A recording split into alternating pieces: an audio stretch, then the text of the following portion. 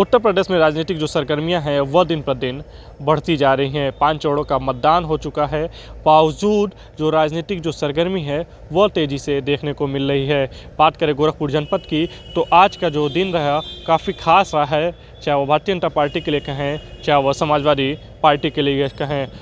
मुख्यमंत्री योगी आदित्यनाथ ने जहां 5 से 6 सभाएं गोरखपुर में की, तो वहीं उनके ही गृह जनपद गोरखपुर में सपा के राष्ट्रीय अध्यक्ष पूर्व मुख्यमंत्री अखिलेश यादव भी पहुंचे और कई सभाएं उन्होंने की। बात करें अगर हम चिल्लूपार विधानसभा की, जो पिछले बार भारतीय जनता पार्टी हार गई थी, वहां पर भी दोनों लोगों की सभाएं हुई, चाहे वो योगी आदित्यनाथ की बात कर लें, चाहे वो अखिलेश की बात कर लें। एक तरफ अखिलेश यादव ने मुख्यमंत्री पर तंज कसते हुए कहा कि बाबा को अब मठ भेजने की तैयारी यूपी की जनता ने कर लिया है, तो वहीं योगी आदित्यनाथ ने साफ तौर पर कहा कि भारतीय जनता पार्टी की पूर्ण बहुमत वाली सरकार एक बार फिर बनने जा रही है। आरोप प्रत्यारोप का दोनों तरफ से तंज जो है वो देखने को मिला।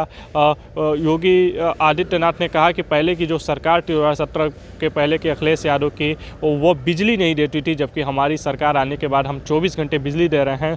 तो वहीं सपा प्रमुख ने कहा कि जितनी भी ये बिजली की जो बात हो रही है वह हमारी देन है। एक तरफ अखिलेश यादव ने मुख्यमंत्री पर तंज कसते हुए कहा कि वह गर्मी निकालने की बात करते हैं, जबकि हम आने वाले समय में भर्ती निकालने की बात करने वाले हैं। तो कहीं ना कहीं दोनों तरफ से वार पलटवार का जो दौर है वह देखने को इस विधानसभा चुनाव के जो आने वाले 6वें चरण के मतदान होने हैं उसमें देखने को मिल रहा है।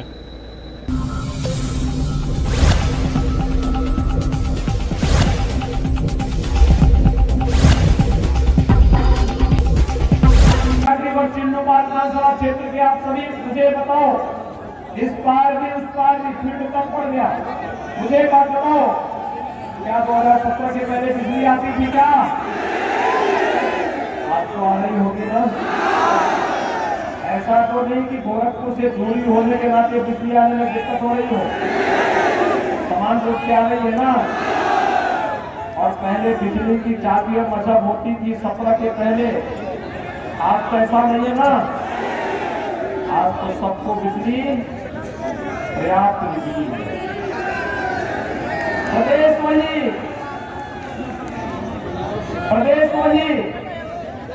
तंत्र वही, सरकार बदली क्या, सबको बिजली, पर्याप्त बिजली देनी। और भाइयों बहनों, हम कोरोना काल खंड में वर्तमान में दुनिया के अंदर कोरोना से लाखों लोगों की मौत हुई और लाखों लोगों की मौत उत्तर प्रदेश और देश के अंदर भी मौतें हुई। हमारी संवेदना उन सभी परिवारजनों की होती। लेकिन भाइयों बहनों, कितना बेहतरीन कार्य हुआ प्रधानमंत्री मोदी जी के नेतृत्व में। फ्री में टेस्ट, फ्री में उपचार, फ्री में वैक्सीन। कितने लोगों ने वैक्सीन ले ली? वैक्सीन का पैसा तो नहीं लगा। देखो, सपा बसपा की सरकार होती है, वैक्सीन ब्लैक हो जाती है, नई लड़ाई ले रहा है।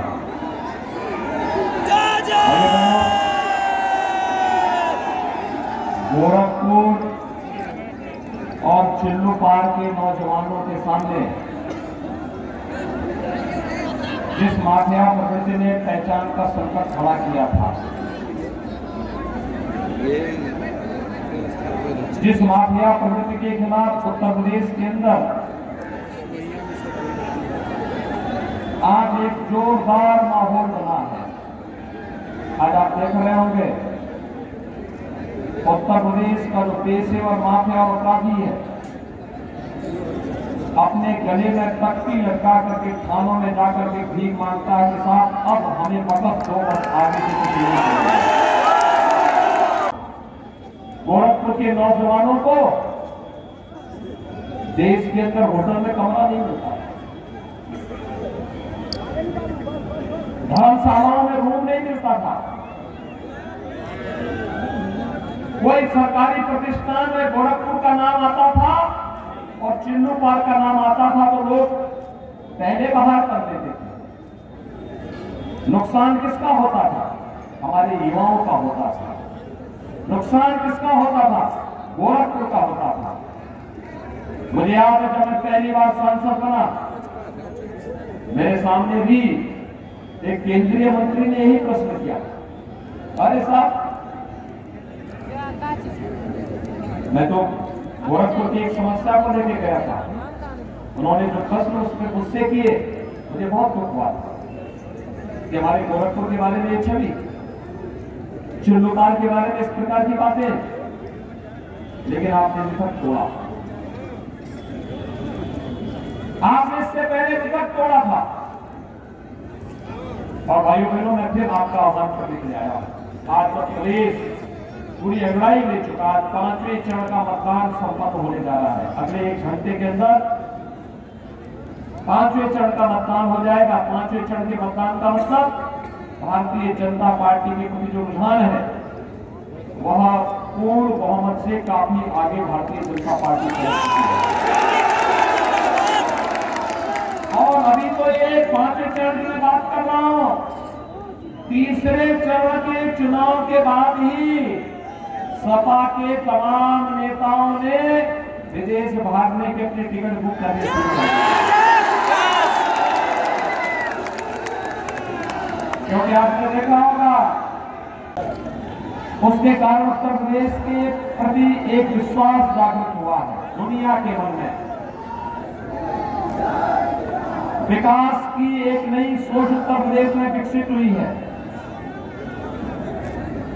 जिस उत्तर प्रदेश के बारे में कहा जाता था कि यहां लोग विकास के बारे में नहीं सोचेंगे,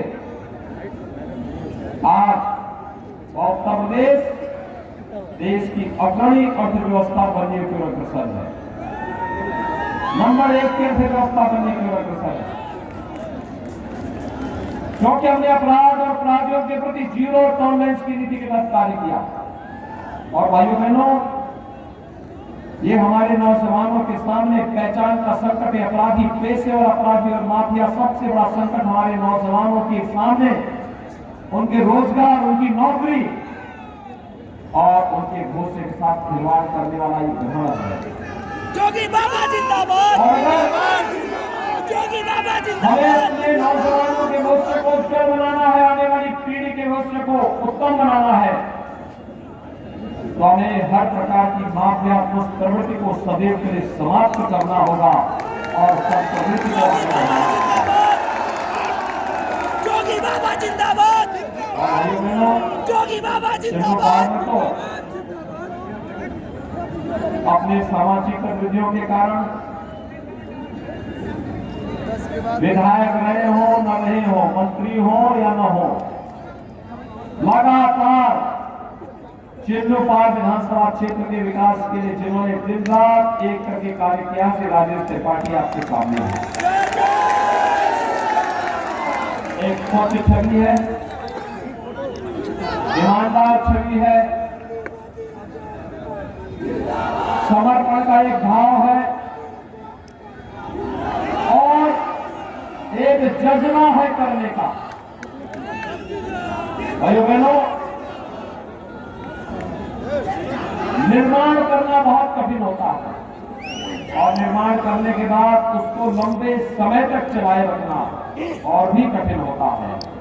और मुझे लगता है और कार्य करके दिखाया है कि राजेश त्रिपाठी जी ने चिल्लूपाल में।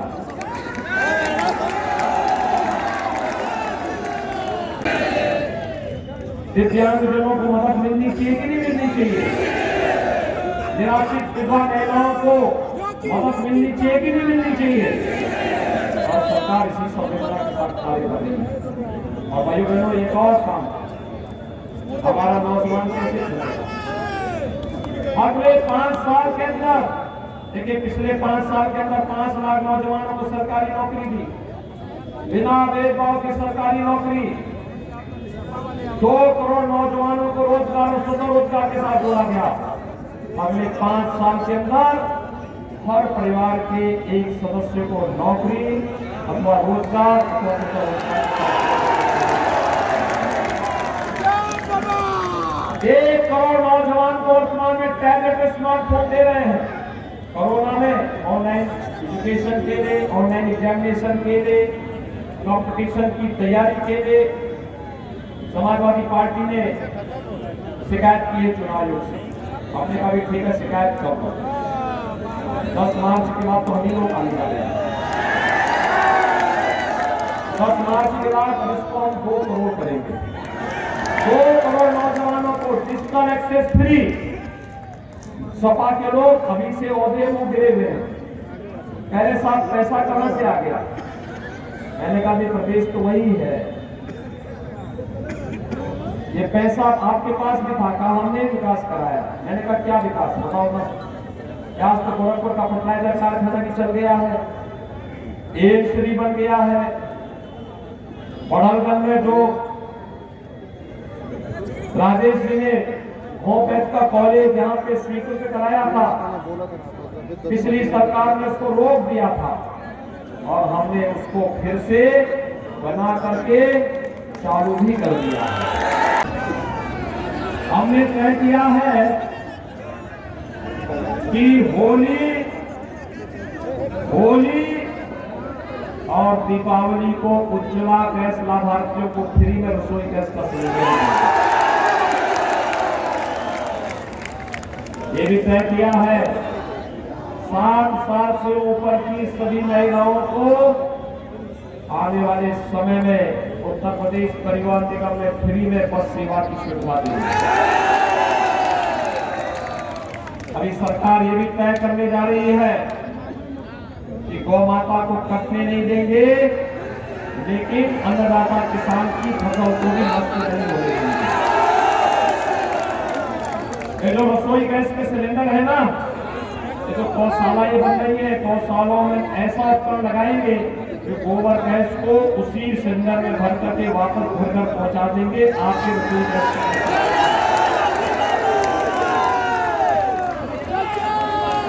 और एक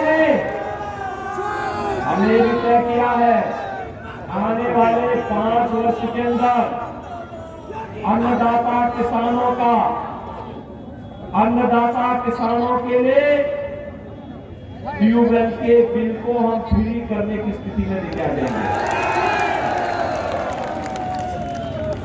हमने तय किया है बेटी की शादी के लिए अब तक हम लोग 51,000 रुपए कन्यादान के रूप में अनुदान देते हैं। अब ये राशि 1 लाख जाएगी। 1 लाख। समाजवादी पार्टी की सरकार ने वृद्धजनों की, विधवा महिलाओं की और दिव्यांगजनों की पेंशन बंद कर दी थी। 300 पेंशन मिलती थी, वो भी रोक दी थी। हमने पेंशन की राशि को 12,000 रुपए सालाना किया है और अगले 5 साल के अंदर इसे बढ़ा करके 18,000 रुपए। शासन का पैसा कहां से आ रहा है? मैंने कहा देखो मैं तो बताऊंगा, तुम बताओ पहले अपना विकास कार्य। उन्होंने कहा हमने बहुत विकास कराया। मैंने कहा क्या गिनाओ कुछ। कहा देखिए हमें याद नहीं रहता है, लेकिन हमने एक काम किया है। उन्होंने कहा कब्रिस्तान की बाउंड्री वॉल हमें बनाई है। जोगी बाबा जिंदाबाद, कब्रिस्तान की बाउंड्री। जोगी बाबा जिंदाबाद, हमने विकास की योजनाएं वो कहे पैसा कहां से आ रहा है? मैं कहा देखो पैसा पहले भी था। पहले का पैसा या तो तुम्हारे किस्म वाले मित्र सरकार लाते थे या तुम्हारे जो माफिया थे ये सब डकैती मारते थे। और इन माफियाओं के लिए और प्रदेश के विकास के लिए हमने बुलडोजर तैयार किया। ये एक्सप्रेस हाईवे बन रहा है ना आपका, ये राम जानकी मार्ग बन रहा है ना, और पूर्वांचल एक्सप्रेस वे भी जा रहा है इसके बगल से। उद्योग लगेंगे यहाँ पर, नौजवानों को रोजगार मिलेगा। तो ये एक्सप्रेस हाईवे हो या राम जानकी मार्ग, यह कार्य तो बुलडोजर करता ही करता है।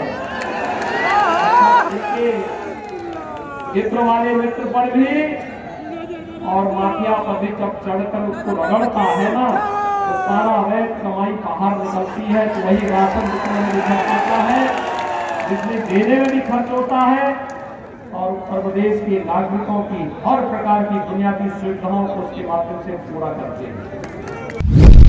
आप देख रहे हैं सक्षम न्यूज इंडिया, सबसे पहले सबसे तेज।